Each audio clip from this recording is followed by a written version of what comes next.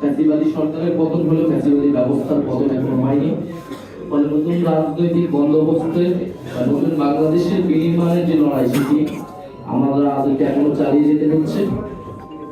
ফলে সেই নতুন বাংলাদেশের জন্য আমাদের যে কর্মসূচি, আমাদের যে রাষ্ট্র ভাবনা রূপকল্প, আমরা সেটি প্রকাশ করব আগামীকাল ৩রা আগস্ট ২০২৫ আমরা শহীদ মিনারে আমাদের এই যে জুলাই পদযাত্রা তার আনুষ্ঠানিক পরিসমাপ্তি হবে এবং আমাদের নতুন বাংলাদেশের ইস্তিহার পাঠ করা হবে, যেখানে জাতীয় নাগরিক পার্টির পক্ষ থেকে আমরা ভবিষ্যৎ বাংলাদেশের রূপরেখা এবং আমাদের কর্মসূচি আমরা ঘোষণা করব। বিকাল ৪টায় শহীদ মিনারে এই জনসমাবেশের মাধ্যমে এই অনুষ্ঠানটি আয়োজিত হবে।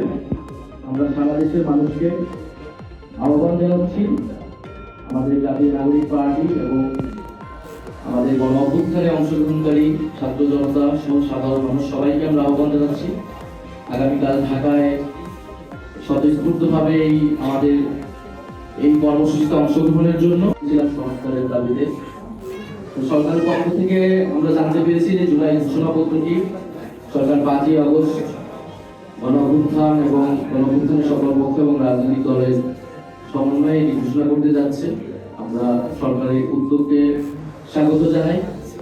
পাশাপাশি আমাদের দাবি ছিল যে 5ই আগস্টের মধ্যে জুলাই সনদের বিষয়ে বিল যাতে শুরু হয়। জুলাই সনদের বিষয়ে আপনারা জানেন যে ঐক্যমত হয়েছে ম্যাক্সিমাম জায়গায়, কিছু জায়গায় দ্বিমত রয়েছে। ঐক্যমত কমিশন থেকে এখন আসলে জানানো হয়নি যে বিষয়গুলোতে আপত্তি রয়েছে, নোট অফ ডিসেন্ট রয়েছে, সেগুলোতে তাদের পরিকল্পনা কি। এবং আমরা ঐক্যমত কমিশনে যে প্রশ্নটি তুলেছি লাস্ট সেশনগুলিতে আমাদের সদস্য সচিব সেখানে ছিলেন যে এটা বাস্তবায়ন পদ্ধতি কি, সেটা নিয়ে ঐক্যমত কমিশন কথা বলেনি। ফলে আমাদের এই বাস্তবায়ন পদ্ধতি সুরাহা হয়ে আমাদের এই জুলাই সনদে সকল দল স্বাক্ষর করবে, কিভাবে বাস্তবায়ন হতে যাচ্ছে। এবং আমরা বলছি যে জুলাই সনদের আইনি ভিত্তি থাকতে হবে, জুলাই সনদের ভিত্তিতেই পরবর্তী নির্বাচনটি হতে হবে। আমরা নির্বাচিত সংসদের হাতে এই সংস্কার কার্যক্রম ছেড়ে দেব না, জুলাই সনদের ভিত্তিতেই আগামী সংসদ গঠিত হবে বা গণপরিষদ গঠিত হবে। ফলে এবং এই অন্তর্বর্তী সরকারের সময় থেকে এই জুলাই সনদটি কার্যকর করতে হবে।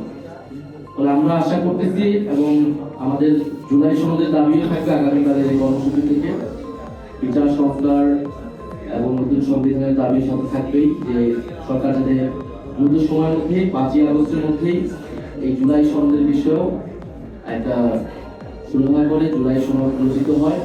এটি সারা দেশের মানুষ দাবি, গণ অভ্যুত্থানের অংশগ্রহণকারী সকলেরই দাবি, যাতে আমরা এই 1 বছর পূর্তিতে আমরা সকল পক্ষ একসাথে আমরা যাতে এই আমাদের পরিবর্তনের রূপরেখাটি আমরা সবাই একসাথে উদযাপন করতে পারি। শাহবাগে কর্মসূচিটি নিয়েছে সেই জন্য আমরা তাদেরকে আন্তরিকভাবে ধন্যবাদ জানাই।